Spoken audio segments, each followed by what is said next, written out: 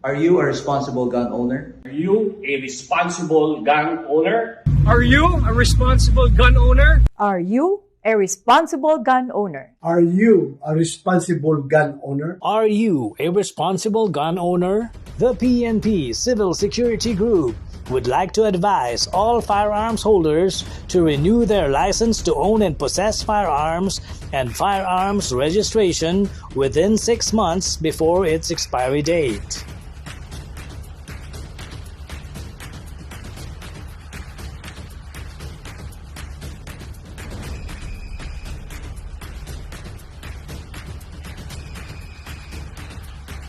Tumawag na at makipag-ugnayan.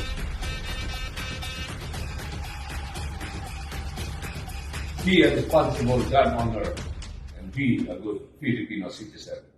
Huwag maging biktima ng expired mong lisensya. Anong kailangan mo sa akin? Gusto ko malaman kung bakit ka binansagang SR-45. Gusto ko magkasubukan tayo ngayon.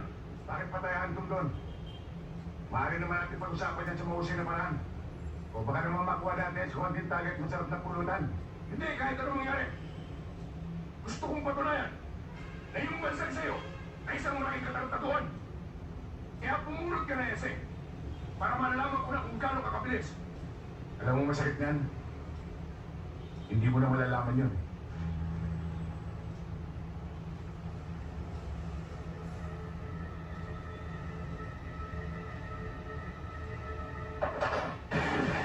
So yun, may malayong plate, no? At around 15 meters mula dito sa ating distansya. Medyo kulay kalawang na, pero hopefully tamaan natin ang ating C-Safety 10SC po, no? Alright. So may dalawa tayong Magtech front cross trade. Tingnan natin kung tatamaan natin. Okay. Up.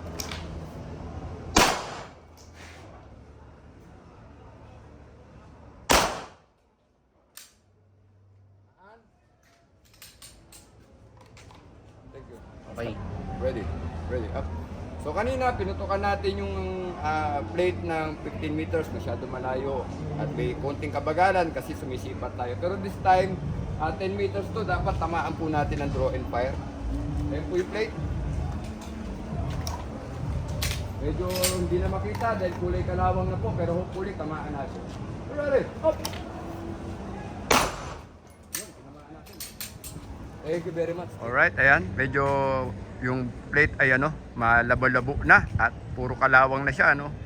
Pero hopefully, dahil tayo ay confident na, sana tamaan natin to sa draw and fire.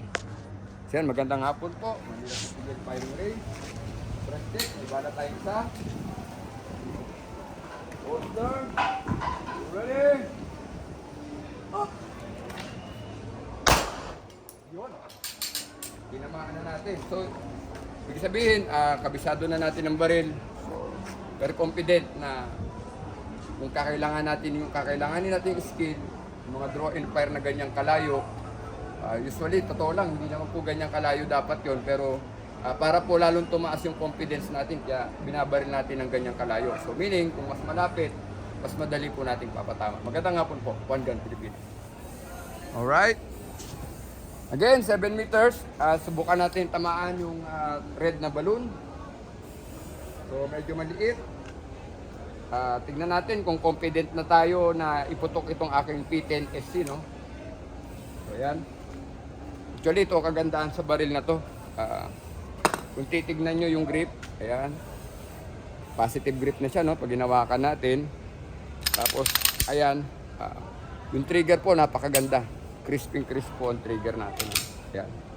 So that is why we decided to purchase this gun. Yung trigger po, lamang na lamang. Yung ating grip po, pag ginawakan nyo, ayan po siya. Positive grip na yan. Kapag nag-aim po kayo, wala na pong regripping na nangyayari. So, tignan natin. 7 meters. Draw and fire tayo dito sa maliit na balon, ha. Ready? Up. So, yun. Kita nyo po yung resulta, no? Ganun po ka-accurate itong ating C-Safety 10SC using Magtech ammunition po from Trust Trade. Maraming salamat po.